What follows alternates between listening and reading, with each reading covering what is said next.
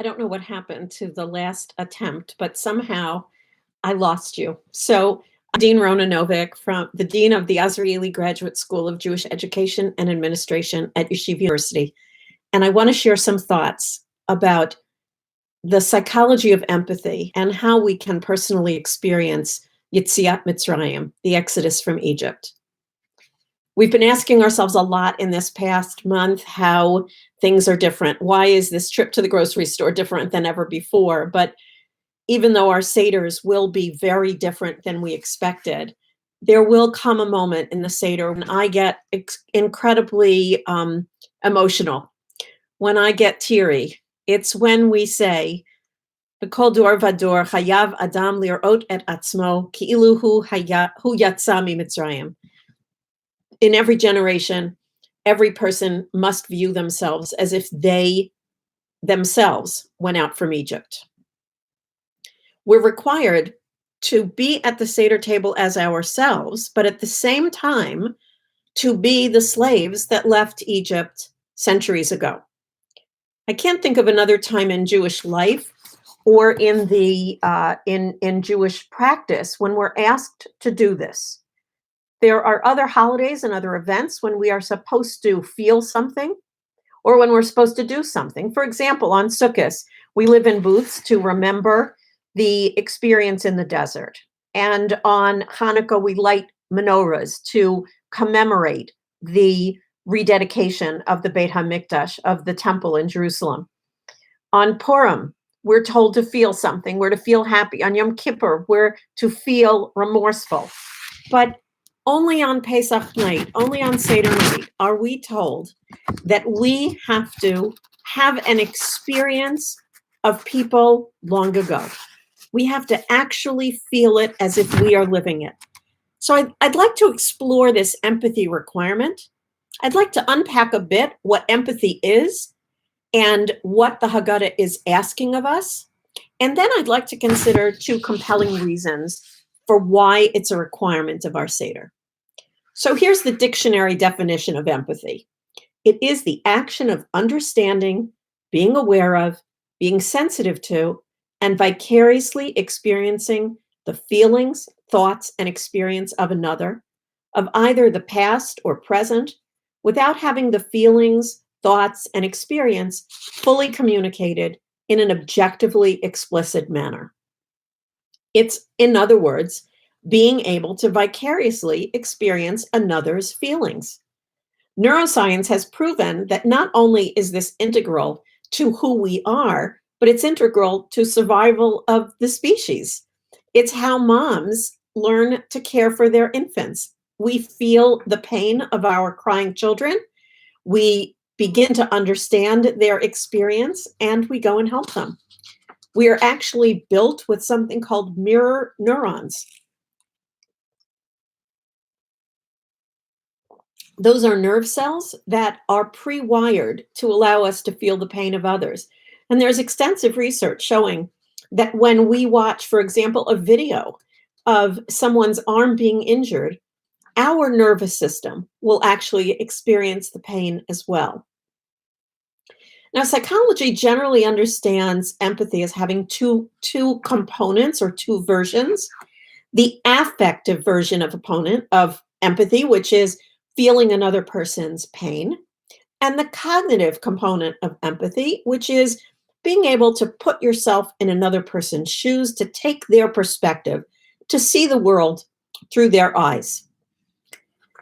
The Rambam, in his Hilchot Chametz Umatzah, in his Sefer, said he has two additional words in this phrase from the Haggadah. He adds the words ba'atzmo, by himself. Not only does a person have to consider themselves as if they left Egypt, but he says ba'atzmo, they have to consider himself, meaning we can't simply identify with our ancestors. We can't simply have cognitive empathy. We have to experience it ourselves. And he also adds the word ata, meaning just now. And that has been understood to mean that we don't just have to feel that we are the slaves that left Egypt, but we actually have to display, we have to act as if we are just now, right now, those individuals who were freed from slavery in Egypt. Rabbi Elazar Menachem Manshach, the Panavez Rosh Hashiva, explained that we have to feel as if Yetziat Mitzrayim just happened, not as if it happened centuries ago. And why, he says?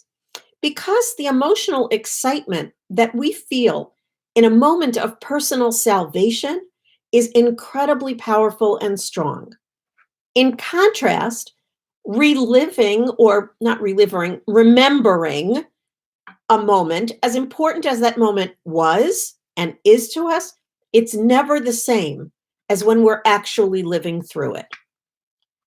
We won't, if we recall it at a later date, feel the same as if we think about this is happening to us right now.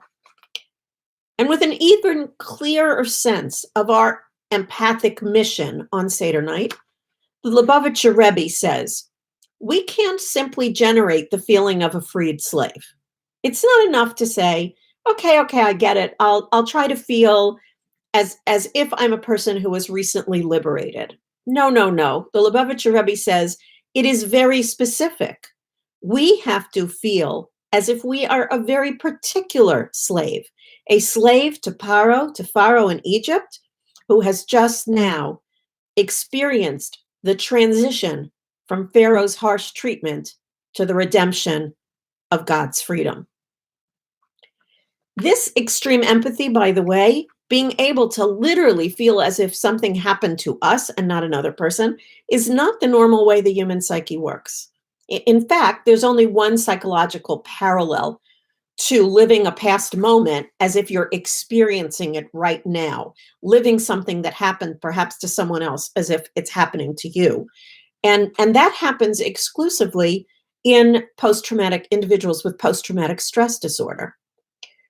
Individuals experiencing post-traumatic stress disorder may, in response to any trigger, a sight, a sound, may re-experience and relive a trauma as if it's happening in that moment. It may be just as if they're back on the battlefield, or they're in, God forbid, that car crash. It is very real for them. It's as if it happened at that moment.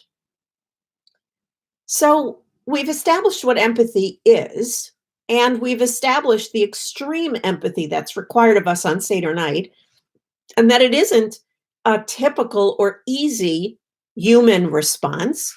So now we have to ask why.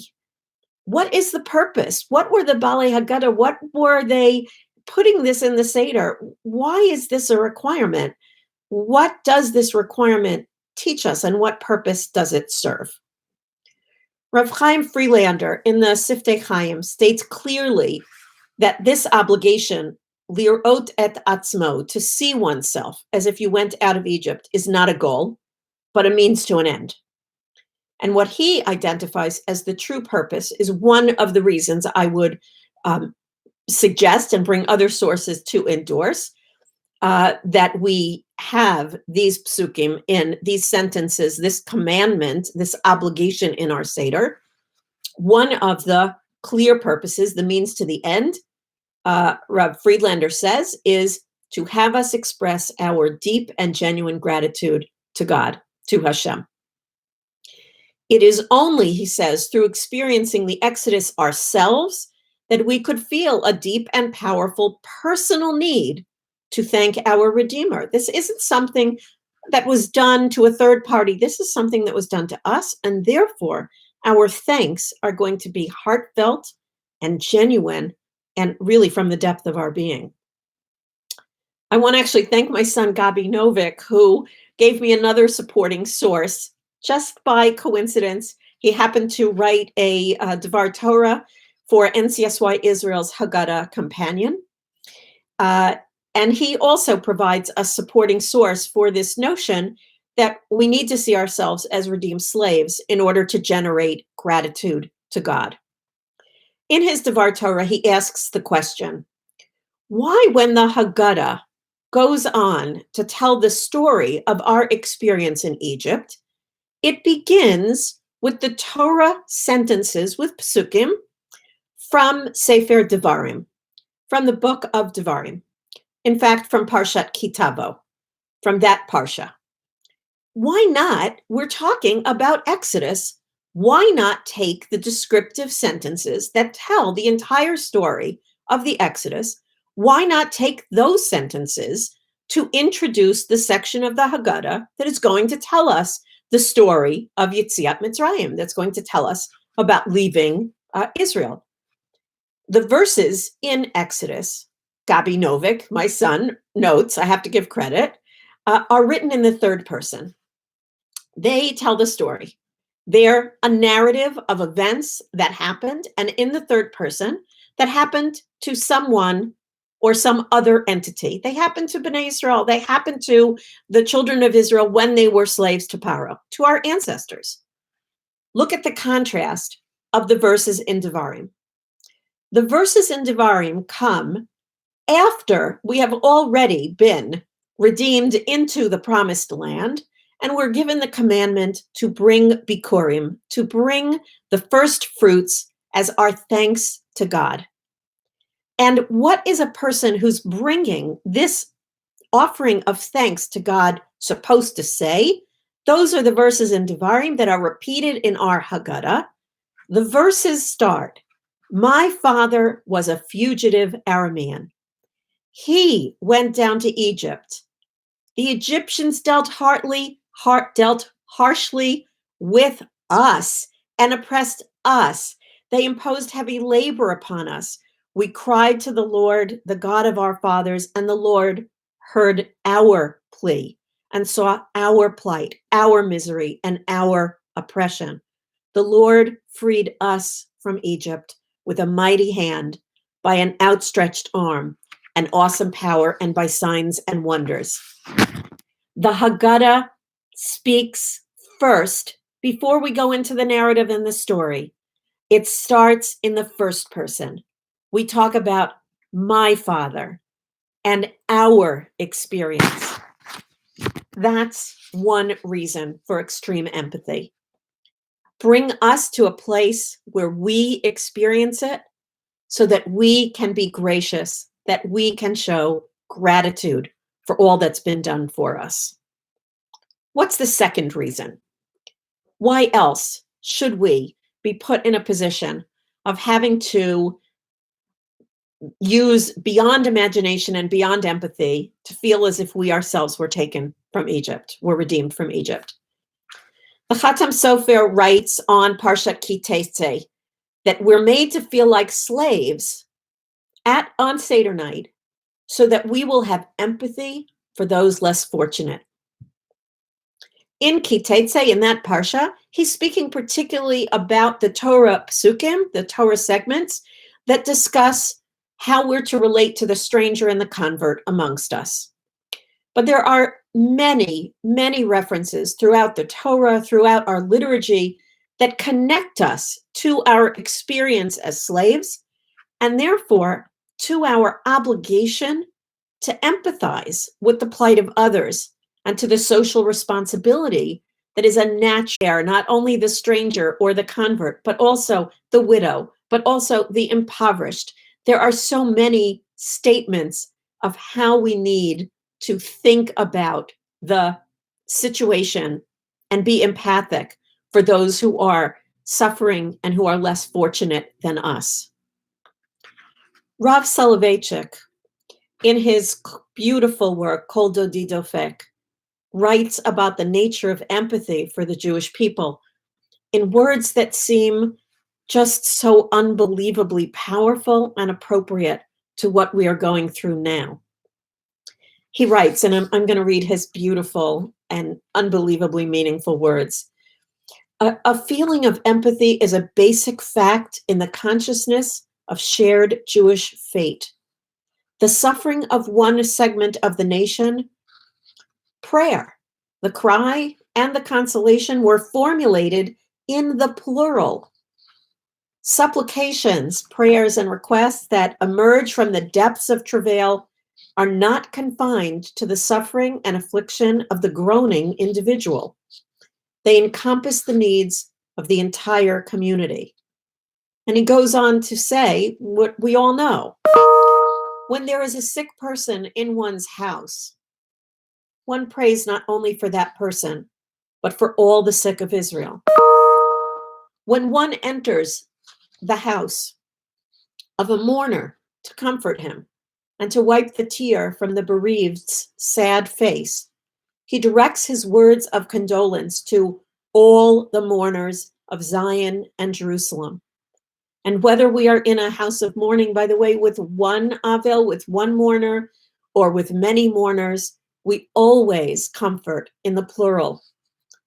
The slightest disturbance in the state of an individual or a sector of the people should trouble all segments of the nation throughout their dispersion. It is forbidden and it is impossible for the individual to isolate himself from his fellow and not participate in his suffering. In this unbelievably unprecedented time of tsaros, of challenges, of difficulties, I'm incredibly proud and moved by our community, by acts of chesed and connection and togetherness and true empathy and community.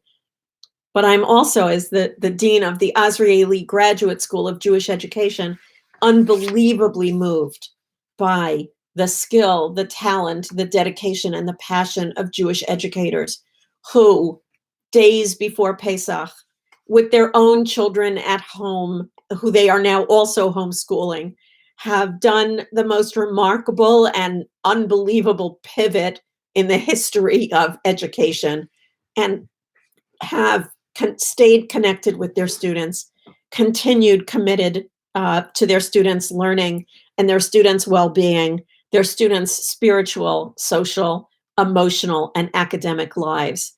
It is a testament to all that Jewish education can and should be. Kol hakavod to all the Jewish educators. Many of them are Azrieli alumni, making us proud with the work that they do. But all Jewish educators everywhere and all educators everywhere, you have my thanks and appreciation and my absolute empathy. So at our Seder tables, possibly alone, possibly with very few others with us, we will still be connected. We will be together with all the Jews who went from slavery to freedom. We will, we can, we must, we're obligated to emphasize our super empathy muscles, to feel ourselves as if we are leaving a horrible existence and moving me'avdut lecherut, from slavery to freedom, from darkness to light, from difficulty and sadness to simcha. The lessons that the requirement for empathy teach us in the Haggadah are so important now. It is difficult right now to feel grateful. But as a psychologist and in the field of positive psychology, we know that gratitude, being able to focus on what we have and what we are grateful for, and emunah and faith and feeling gratitude to God for the role he plays in our lives, in our people's history, and in our future, are all health promoting. They're all ways that help us get through difficult times, and they're part of this lesson of the Haggadah, to be grateful, to be thankful particularly to a God who has done so much for the Jewish people and for us in our lives. And the other lesson that is so powerful and so important right now is the lesson of empathy and understanding those less fortunate. That through our own experiences of suffering and loss and challenge, through our own slavery, we have learned to be compassionate for those who also experience a lack of freedom, a lack of resources. We have empathy for the needs of others because we knew a time when things were so difficult. now, when all of us are feeling such challenge. May we together be blessed with a modern redemption, with health and with healing for all. Wishing everybody a Chag Kasher v'Sameach and a Chag of Briut, of good health.